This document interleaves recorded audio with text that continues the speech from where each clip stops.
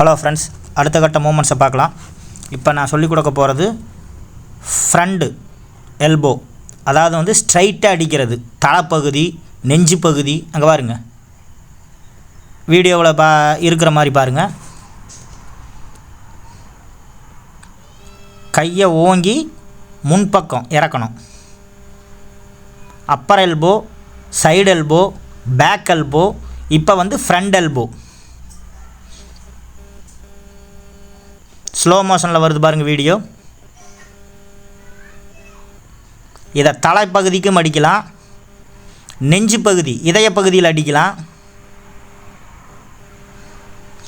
மார்பு நடு மார்பில், அதாவது வந்து கூம்பு வருமம்னு சொல்லுவாங்க, அந்த வருமத்தில் அடிக்கலாம்.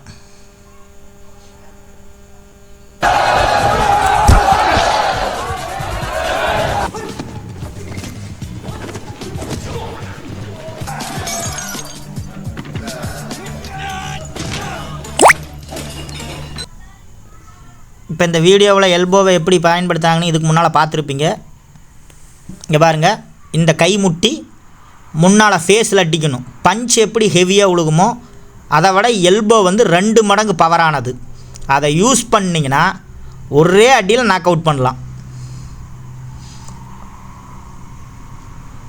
கை முழங்கை தாக்குதல், அதாவது முழங்கை தாக்குதல் இருக்கிறதுலே ரொம்ப ரொம்ப பவர்ஃபுல்.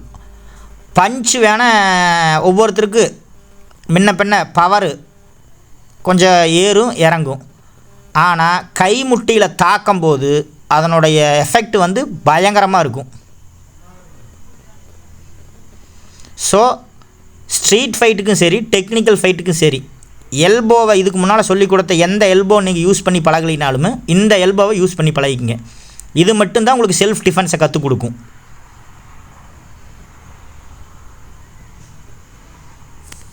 இந்த மாதிரி கும்ஃபுவை பற்றி தெரிஞ்சுக்கிறதுக்கு ஃபாலோ பண்ணி வைங்க, சப்ஸ்கிரைப் பண்ணி வைங்க.